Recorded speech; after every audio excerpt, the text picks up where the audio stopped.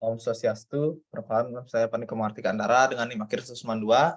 Di sini saya dari perwakilan kelompok 4 kelas A4 akan membawakan materi tentang abad tengah.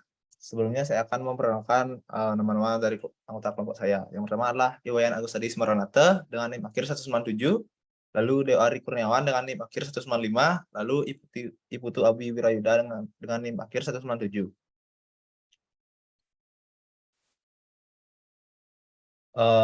Untuk pokok pembahasan yang akan dibahas oleh kelompok kami, yang pertama adalah timeline arsitektur abad tengah.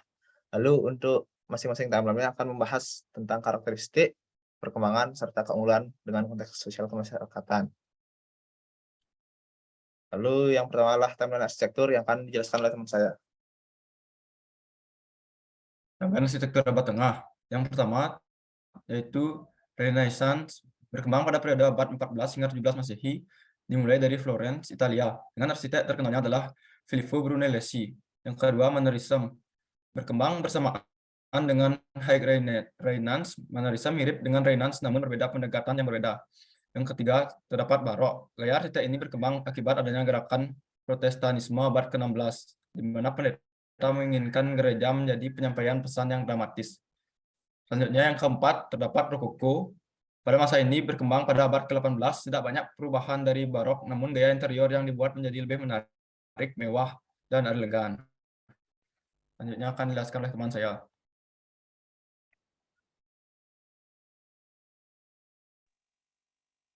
Yang pertama adalah arsitektur Renaissance. Renaissance sendiri berasal dari kata Latin itu dari renascita atau renaître yang memiliki arti kelahiran kembali. Seni arsitektur ini disebut periode pencerahan karena periode ini sudah meninggalkan gaya abad pertengahan yang usang dan tidak ada karakter ilmu pengetahuannya, atau biasa disebut dengan periode kegelapan oleh para ahli. Menggunakan konsep pemikiran yang manusiawi dan rasional. Menurut sejarawan, periode Renaissance dibagi menjadi tiga, itu Quattrocento atau awal Renaissance, kemudian High Renaissance, dan yang ketiga adalah Mannerism. Next. Sejarah arsitektur Renaissance dimulai dari runtuhnya kerajaan Bizantium dan Romawi Timur yang ada pada abad pertengahan. Kemudian masyarakat berpindah atau membuat kerajaan sendiri akibat dari terpecahnya atau runtuhnya kerajaan Bizantium dan Romawi Timur. Kemudian ada yang berpindah ke semenanjung Italia dan berpusat di kota Roma. Selanjutnya dimulai dari arsitek Eropa yang tertarik untuk mempelajari peradaban dan kebudayaan periode Romawi dan Yunani, sehingga menghasilkan gaya arsitektur Renaissance dan diaplikasikan pada bangunan publik dan kerajaan, lalu berkembang secara perlahan di daratan Eropa, seperti Inggris, Rusia, Prancis, dan Jerman, dengan periode antara tahun 1400-an akhir sampai 1600-an. Next. Karakteristik dari gaya arsitektur Renaissance dimulai dari denah atau plannya yang simetris dan proporsional, juga tampaknya yang memiliki proporsional yang pas. Kemudian arch atau lengkungan-lengkungan yang biasa diaplikasikan pada bukaan-bukaan, baik itu pintu maupun jendela. Next.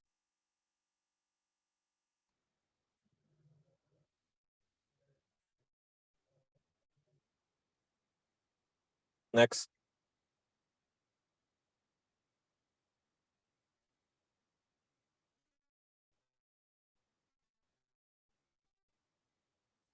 Kemudian ini terdapat pada bangunan gereja atau tempat keagamaan. Ini berbeda dengan gaya arsitektur sebelumnya, itu gotik, yang cenderung flat atau berbentuk persegi.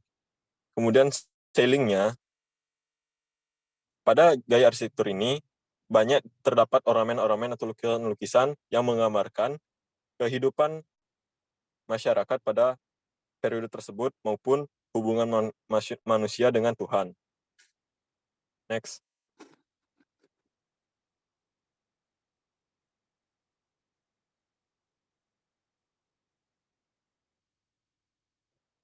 Kemudian karakteristik selanjutnya itu terdapat pada pintu dan jendela, atau biasa disebut dengan arcade pada jendela yang tertutup atau jendela palsu. Kemudian ada pada pintu dan jendela utama. Biasanya bukan ini dikombinasikan dengan bentuk-bentuk seperti kotak yang simetris maupun segitiga sama sisi, sehingga menghasilkan gaya atau bentuk yang sangat elegan. Kemudian kolom atau pilarnya mengadopsi seperti periode Yunani maupun Romawi. Kemudian penggunaan domes digunakan kembali seperti pada zaman Bizantium. Kemudian next.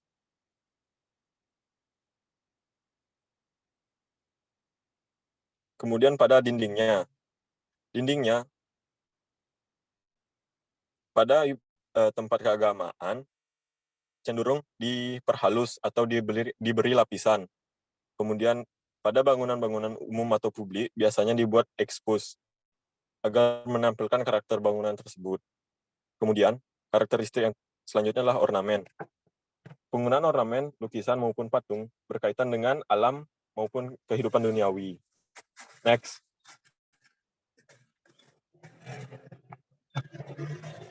Keunggulan arsitektur Renaissance. Keunggulannya, keadaan geografi dan perdagangan yang orang Italia pada masa tersebut bersifat kosmopolitan, tidak homogen dan bersifat kedaerahan. Dalam pandangan politiknya, sehingga Italia menyediakan kesempatan bagi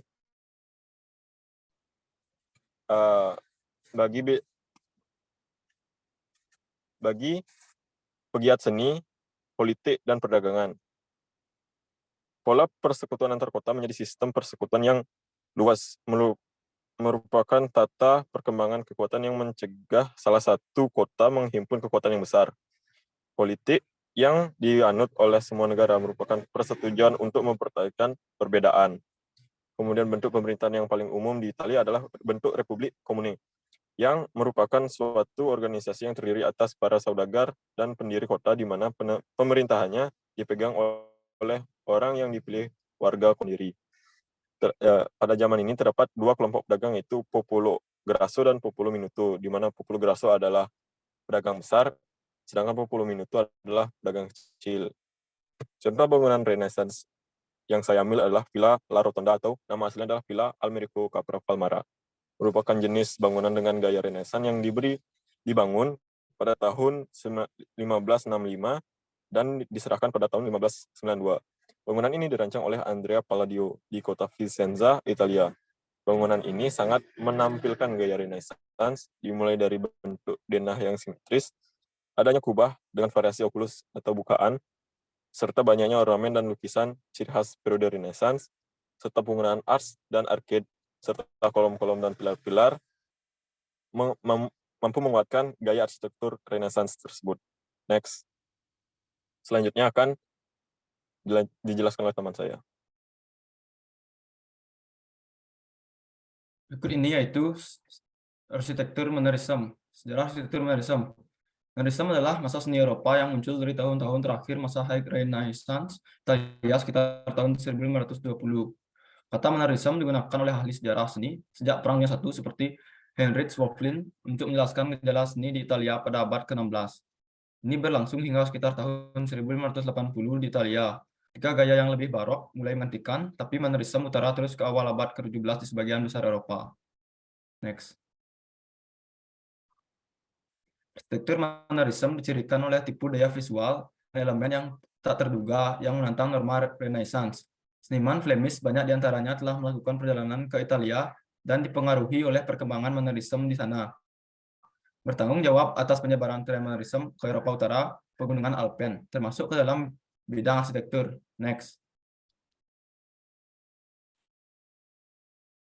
Selama periode Mannerism tersebut, arsitek bereksperimen dengan menggunakan bentuk arsitektur untuk menekankan hubungan yang solid dan spasial.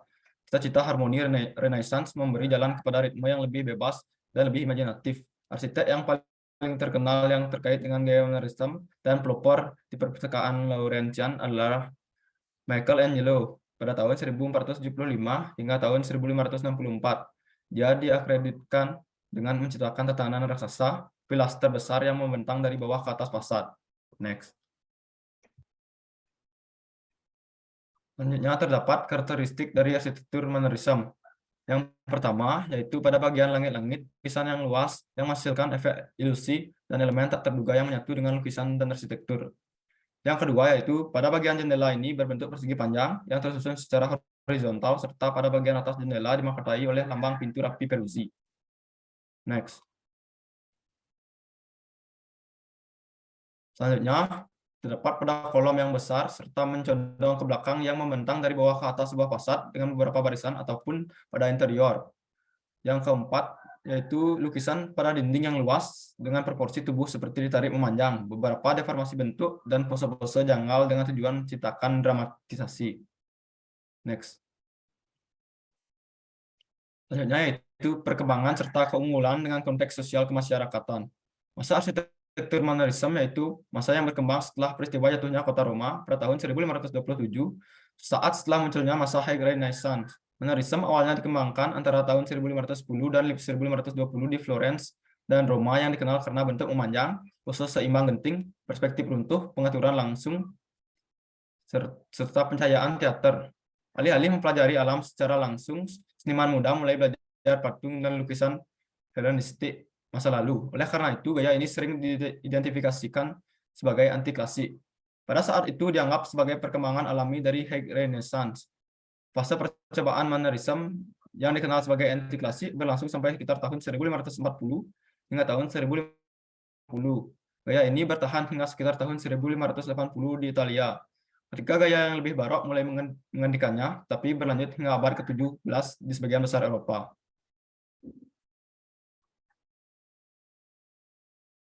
Berikut ini yaitu salah satu contoh bangunan yang bergaya Mannerism, yaitu Villa Farnese, juga dikenal sebagai Villa Caprarola, merupakan jenis bangunan dengan gaya Mannerism yang dibangun pada abad ke-16. Bangunan ini dirancang oleh arsitek yaitu Giacomo Barozzi da Vignola dan terletak di provinsi Viterbo di wilayah Lazio Utara, Italia.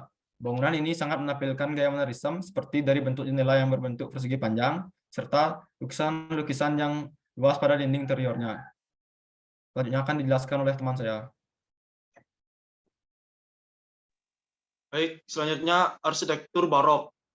Arsitektur barok adalah gaya bangunan dalam era barok yang dimulai di Italia pada akhir abad ke-16, yang mengambil pembendaharaan arsitektur Renaissance dari Romawi dan menggunakannya dalam suatu cara teatrikal dan retorik yang baru. Arsitektur ini dicirikan dengan eksplorasi baru pada intensitas yang dramatis, pencahayaan dan bayangan, serta bentuk.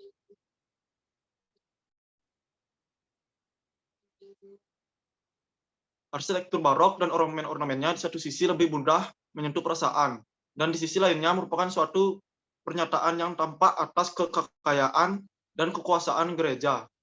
Gaya baru ini secara khusus terwujud dalam konteks ordo religius yang baru, seperti Teatin dan Yesuit yang bertujuan meningkatkan kesalehan secara populer. Next. Karakteristik arsitektur barok. Yang pertama, denah lantai dasar yang berbentuk oval, yang merupakan bentuk geometris yang menciptakan rasa pergerakan.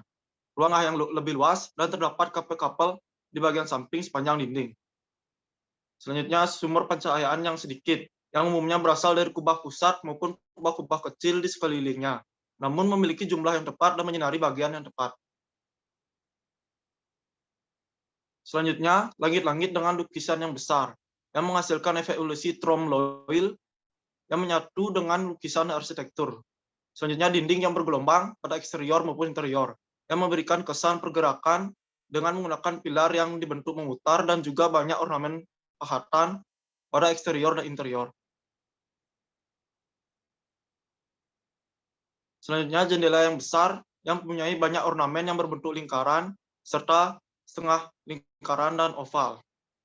Selanjutnya, dekorasi dinding yang menggunakan stucco, di mana bahan ini merupakan bahan fleksibel sehingga membantu menciptakan garis-garis lengkung sebagai karakteristik barok.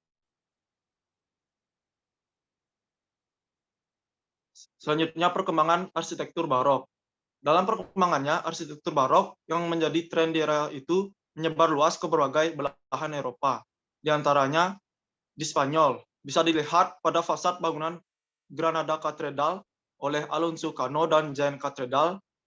Karya-karya tersebut menunjukkan kefasihan seniman dalam menggabungkan motif tradisional arsitektur katedral Spanyol dengan chiaroscuro barok. Desain melibatkan permainan elemen tektonik dan dekoratif dengan sedikit hubungan dengan fungsi dan struktur. Selanjutnya Prancis, yang menjadi salah satu pusat arsitektur sekular barok selain di Roma. Karya arsitektur Palais du Luxembourg oleh Salomon de Bros yang menjadi tanda masuknya barok. De Bros memadukan unsur-unsur tradisional Prancis dengan nukilan atau kutipan Italianate.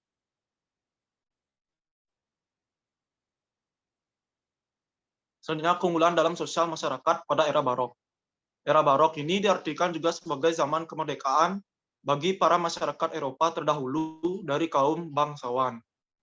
Dalam rangka memperbaiki kondisi masyarakat seperti apa yang mereka inginkan, maka para borjuis menggunakan tukang-tukang dalam pembuatan arsitektur barok ini sebagai rangka memperbaiki penghidupan finansial mereka sebagai kepedulian borjuis terhadap sesama kaumnya.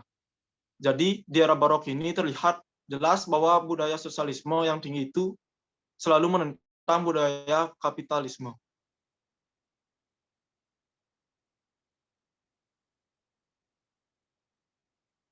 Berikut adalah contoh arsitektur barok. Yang pertama, Saint Peter Square yang terletak di Vatikan. Selanjutnya Trevi Fountain yang terletak di Italia. Selanjutnya Saint Peter Basilica yang terletak di Italia. Dan yang terakhir San Carlo alle Quattro Fontane yang terletak di Italia. Selanjutnya akan dijelaskan oleh rekan saya. Baik, di sini saya akan menjelaskan tentang arsitektur rokoko. Arsitektur rokoko berkembang di Prancis sekitar tahun 1700 hingga 1780 yang dipopulerkan oleh Louis XIV. Rokoko juga ditulis dalam bahasa-bahasa Eropa. Rokoko atau rokoko yang diucapkan rokoko juga berarti barok akhir atau late barok, adalah gaya abad 18 yang berkembang ketika seniman barok meninggalkan gaya simetris dan mulai menampakkan bunga, tanaman, dan permainan lainnya. Orang-orang rokoko dirancang sebagai karya seni total dengan perabotan elegan bermotif bunga dan tanaman, patung-patung kecil, cermin, penuh ornamen, dan permadani melengkapi arsitektur, relief, dan cat dinding yang penuh warna. Karena rokoko dan barok sangat berkaitan, ada beberapa perbedaannya. Terdapat beberapa perbedaannya. Yang pertama adalah masalah simetri. Karena rokoko menekankan pada bentuk-bentuk asimetri, sementara barok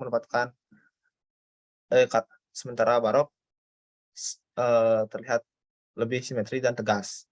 Lalu yang kedua adalah barok menempatkan pengaruh agama dan sering merupakan karakter dari tema-tema Kristen dalam ornamennya, sedangkan rokoko lebih tidak menekankan unsur keagamaan atau mengadaptasi barok dengan karakter yang lebih riang dan tema-tema yang tidak serius. Lalu rokoko terkenal dengan banyaknya lengkung dan dekorasi, juga penggunaan warna-warna pucat.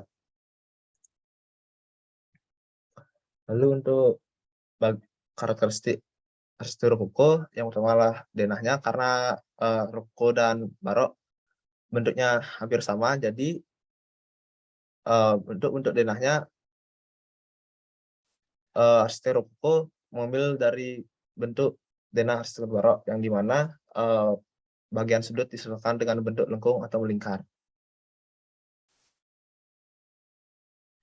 Lalu yang kedua adalah untuk penggunaan warna. Untuk gaya arsitektur rokoko menggunakan warna pastel, permukaan yang kasar digantikan oleh yang lebih halus dengan penekanan hanya pada titik-titik tertentu.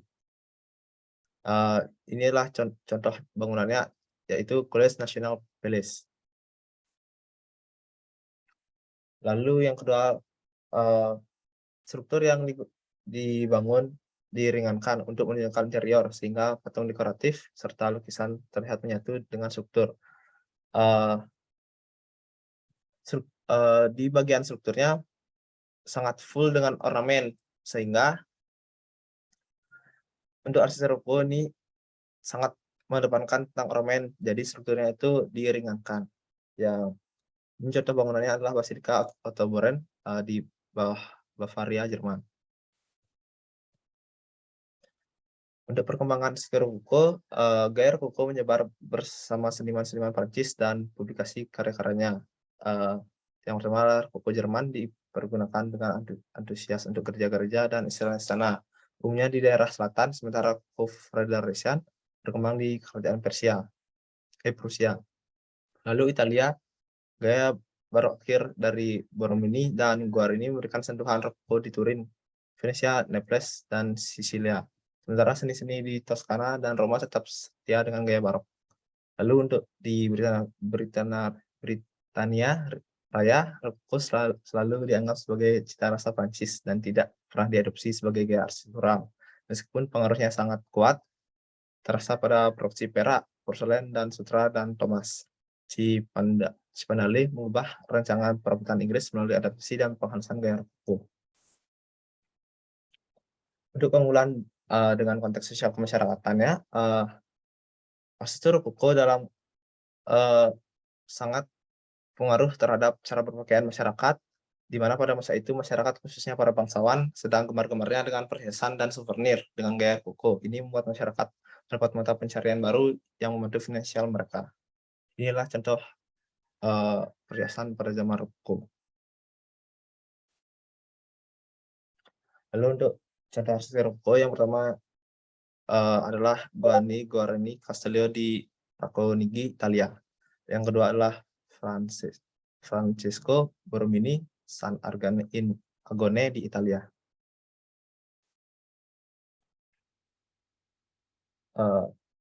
Sekian presentasi dari kelompok kami. Mohon maaf jika ada kesalahan kata. Kami tutup dengan promo Santi. Om Santi, Santi, Santi, Om.